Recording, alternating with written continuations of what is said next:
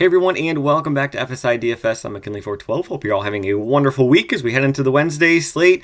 Only 3 games, so it is a small one, but it should be fun nonetheless. So let's just kind of dive right in. Ottawa at Toronto. Toronto, the biggest moneyline favorite at minus 175, and the highest over-under on the board at 7. Both of these teams like to play an up and down offensive type of game, hence the higher over-under, and it should be really exciting to watch just in general hockey purposes. Florida and Vegas, both moneyline favorites at minus 140, with the lowest over-under on the board going to this Vegas-Los Angeles game. Los Angeles, their defense has actually looked a lot better these past trio of games than it has been throughout the majority of the season. And Vegas, their goaltending and their defense and just overall team just is amazing. Stanley Cup champions for a reason, and they look even better this year. Going down to the projected goalkeepers, again, these are just projected at this point in time. Hill and Wall really leading the charge here, both having phenomenal starts to the season. None of these goaltenders have really had like disastrous starts to the season by any means. Really, they're kind of all in play. Korpisalo is obviously more of a GPP play, going to be facing off against Toronto, but Toronto's probably going to be ripping up 35 to 40 shots on net. So could he get the save bonus? Absolutely. So even if he allows 4 goals, loses, if he's able to get the save bonus, a lot of times they're able to do just as well and pay off X amount of their salary in terms of multiplier than the winning goaltender. So really everybody's in play. Nobody's really a true dumpster fire here. Going into the line stacks, we're going to go with Nice, Matthews, and Marner. Top line for Toronto. I'm not going anything fancy here, but Matthews at home. If you are playing cash games, just lock Matthews in as your first guy. Don't even think too much about the salary at all. He's got 11 goals already in just 6 home games, 3 hat tricks and 1 2-goal game that he had, and his shot floor is just amazing. He's going to be hitting the shot bonus as well. So just plug Matthews in. Marner, he's very affordable as well at 6.5. He's going to be skating obviously on the top line. He's going to be skating on the same power play unit as with him as well. He's just not going to be shooting the whole puck a whole ton. His floor is a lot more limited, but yeah. Pairing him with Matthews, totally would understand. Nice, 3.5K. This is still a very young prospect. He was just drafted in the second round by Toronto very recently. And he got promoted to this top line just last game, and it went very well. He got a goal and he got an assist. I think it was like 25 DK points or whatnot. If he stays in this role, his salary is going to climb for sure. Like, he is a talented young prospect for sure. And doesn't skate on that top power play, which is a little bit unfortunate because he's not going to be skating with guys like Matthews and Marner and Tavares and Nylander, but he can be skating with a guy like Morgan Rielly, who's also skating on that second power play unit, could also be on the ice with him at even strength. And Rielly's, he provides a lot of peripheral stats for you. He's going to be shooting the puck. He's going to be blocking shots. He's going to be able to get on the score sheet. So if you want to go with Nice, Rielly, Matthews, could totally understand that. A nice 3. Get exposure to a lot of the big Toronto guys for pretty affordable. Other line stack that I want to talk about here is going to be the Florida second line. Now, the top line for Florida is, Sasha Barkov, Evan Rodriguez, Sam Reinhart. They're all in play as well. But they are the road team. I think that Washington's going to, they're going to be able to line match and really shut down that top line for Florida. So I'm going to go with the second line here of Verhaeghe, Lundell, and Matthew Tkachuk. Washington, oldest team in the entire league by quite a wide margin, and they've really struggled against these faster pace up and down teams. The teams like Toronto and Ottawa that I just talked about. Florida's kind of in that category as well. And against teams that I deemed as like faster paced teams, they're allowing close to 5 goals per game against them. So I actually do like Florida quite a bit in this matchup here.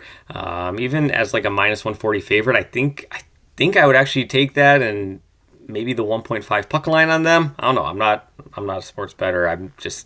I think Florida should be a bigger favorite. That's kind of what I'm saying here.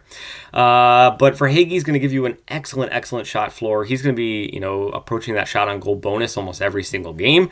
Matthew Tkachuk, he's right there as well. Lundell really doesn't provide you with much of a floor, but it's more about the opportunity that he does have. Florida's power play, I'm not going to talk too much about that just because it's looked really bad so far this season, so I don't think it's going to come into too much of a play here for this game. Speaking of the notable special teams, Toronto and Ottawa, both, solid power play units going up against very weak penalty kill units. So It's already got a high over-under. It's already going to see quite a bit of ownership, but I would target the power play units in this game even more so. Florida-Washington, I wouldn't really worry too much about it. Both power plays have looked absolutely disastrously bad. And then Vegas and LA going up against very strong penalty kills. So again, not looking too much into the power play units with them as well. Going over to the individual plays, and I just noticed I made a mistake.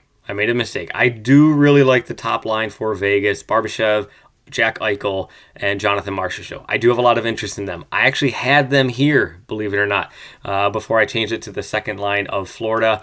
But Eichel, Marchessault, they're going to provide you with an excellent floor. Barbashev, not so much of a floor, but it's the opportunity that he is going to be getting, skating next to Eichel and Marchessault. But I see that game being fairly low scoring overall, so that's kind of why I took them out. But Eichel and Marchessault can give you, they're definitely in play here.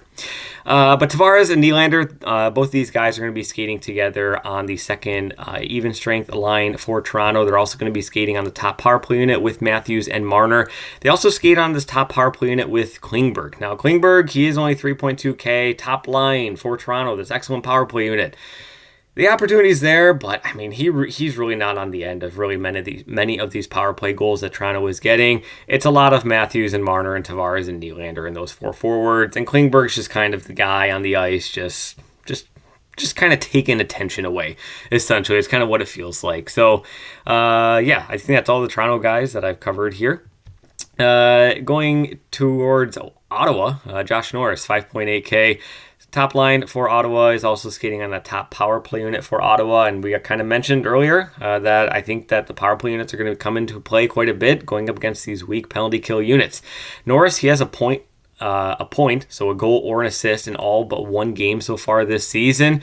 Very affordable. Again, I think this game could be quite a bit of a shootout. If you are going to be going with Norris, I would pair him with a guy like Batherson. They're going to be correlating perfectly together in terms of always being on the ice at even strength and on the ice on the same power play unit together. We're going with Strome here for Washington on home ice. He's going to be skating with Ovechkin and Wilson on that top line. And I just really like the affordability that he has. He doesn't give you much of a floor, I will say that, but the opportunities for him to get a goal, skating or an assist, skating alongside Ovechkin and on that top Washington power play unit, which again has looked disastrously bad so far. I think it could be a solid play. And then we're going to go to that third line of Los Angeles. I've talked about this third line quite a bit for Los Angeles, of Danault, Kaliev, and Trevor Moore. All three of these guys have been producing very well, especially on the road. And they're going to be on the road here against Vegas. So the opportunity for them to all correlate together at even strength, and they all correlate together on the power play unit as well, which makes things even better. Kaliev would probably be my favorite guy of the three that I would be targeting if I was going in that direction. And then probably Moore, and then Danault. Danault is more of the GPP guy, lower floor than the other guys, but is still able and capable of getting a goal. Over towards the wing, already talked about Nylander, already talked about Batherson, so we're just going to go with Reinhart. Essentially, the top line for Florida, Reinhart, Evan Rodriguez, Barkov, all of them are in play. Reinhart's just going to give you the best floor in terms of shots generated, and I think he's already got 6 multi-point games on the season, so the ceiling that he has is one of the highest on Florida. Heading over towards the defense, Pietrangelo for Vegas. He would be a guy that I would be targeting with Marchessault and with Jack Eichel. He doesn't skate on that top power play unit. That's actually Shea Theodore. But Pietrangelo, he is, a peripherals guy. He's going to get you shots on net, block shots. He's going to get on the score sheet as well. I really do like him. And honestly, I like him a little bit more than Theodore here in terms of DFS. Riley already talked about him skating with Matthew Neese on that second power play unit. And then OEL, Oliver Ekman-Larsson, 4.2K, does skate on that top power play unit for Florida, so he's going to be getting correlated with Matthew Tkachuk and with Verhaeghe. And yeah, so that's not all the individual plays. There's lots of other guys that I do have interest in. I already talked about how Ottawa, I think it's just going to be an up and down. So guys like Brady Tkachuk, you could definitely throw him in there as well.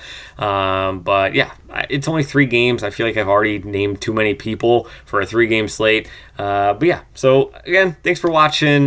Tomorrow, Thursday, it's another big slate, so check on back.